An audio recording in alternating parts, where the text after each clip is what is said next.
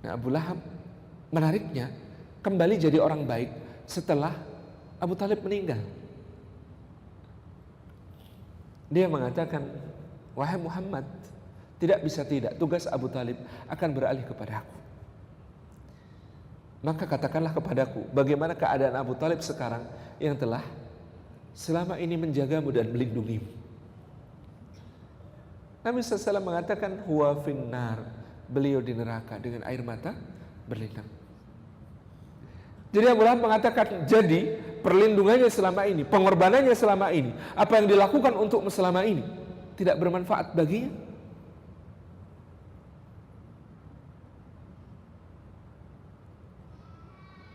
Kalau kita ini mau sembarangan mengatakan siapa yang berhak masuk surga dan tidak, kepada teman-teman yang punya pemahaman pluralisme, kalau saja surga itu ada untuk perbuatan baik, maka yang paling layak masuk surga nomor satu adalah Abu Talib.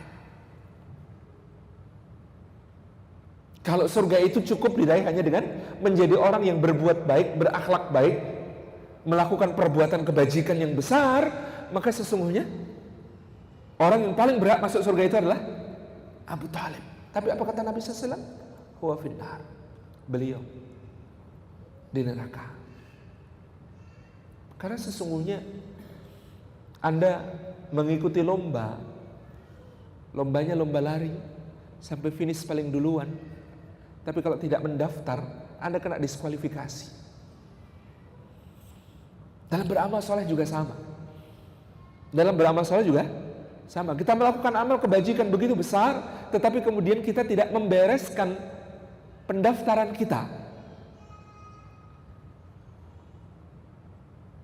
Diskualifikasi itu terjadi. Maka betapa pentingnya pendaftaran lomba ini. Ketika kita mengatakan asyhadu an la ilaha illallah wa asyhadu anna muhammadar rasulullah, itulah pendaftaran lomba. Di dalam lomba yang Allah menjadi juri sekaligus panitianya. Dia yang menilainya. Ini betapa pentingnya tauhid. Betapa pentingnya kemudian membersihkan diri kita dari penghambaan kepada selain Allah Subhanahu wa taala. Dan betapa pentingnya mengikuti ittiba kepada Muhammad sallallahu alaihi wasallam, hamba terbaik yang paling mentauhidkannya.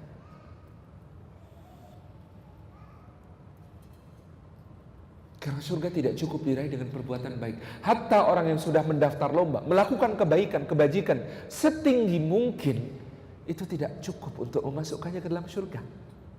Sehingga Nabi SAW mengatakan, sungguhnya tidaklah seorang hamba mendapatkan karunia surga Allah dengan amal-amalnya. Para sahabat mengatakan, tidak pula engkau ya Rasulullah, tidak pula aku, tetapi sungguh Allah merahmati hambanya. Rahmat Allah Subhanahu wa ta'ala. Sebab mau beramal seperti apapun di kehidupan dunia ini, kalau ditimbang dengan kenikmatan yang dianugerahkan Allah kepada kita, belum cukup, belum balik modal. Bahasa Jawanya belum bakbu, belum dapat. Kita ini beramal saleh sebesar apapun untuk membalas segala nikmatnya Allah Subhanahu wa taala. Anda suruh membayar nafas, Anda suruh membayar detak jantung, Anda disuruh membayar bagaimana alveoli dalam paru-paru bisa mengikatkan oksigen ke dalam darah. Anda disuruh membayar bagaimana otak bekerja.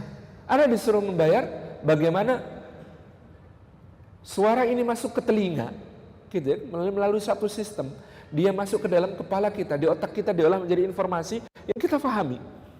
Anda disuruh membayar lisan yang bergetar saja kemudian mengeluarkan suara, huruf-huruf yang begitu jelas dan bisa ditangkap manusia yang lain.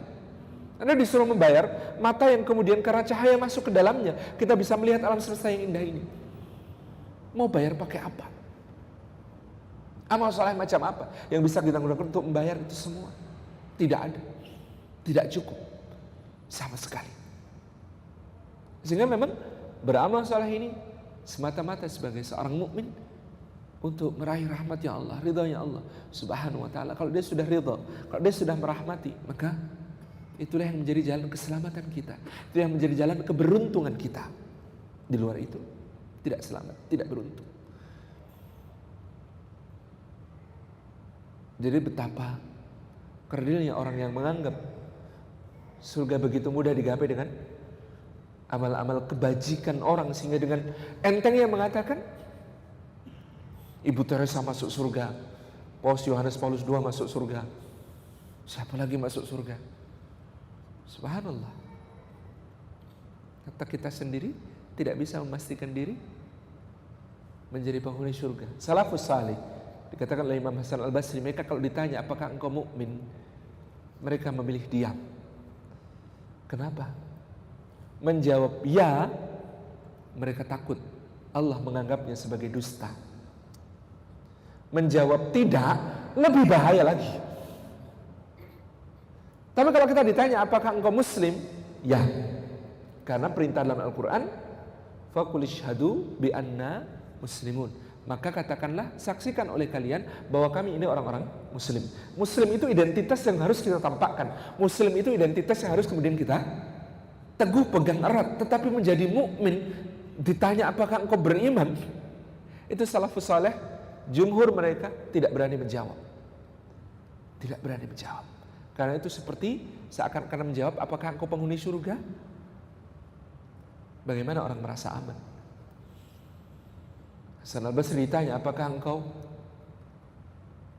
khawatir bahwa dirimu itu munafik, sampai engkau setiap kali ayat tentang nifak disebut, engkau menangis dengan tangisan yang sangat menyayat hati? Hasan Al-Basri menjawab, bagaimana aku khawatir pada sesuatu yang bahkan Umar bin Khattab khawatir tentang dirinya berada dalam kenifakan itu. Maka jangan mudah-mudah kita menyebut orang sebagai munafik. Jangan mudah-mudah kita kemudian mengatakan orang sebagai dalam dirimu ada nifak dan sebagainya.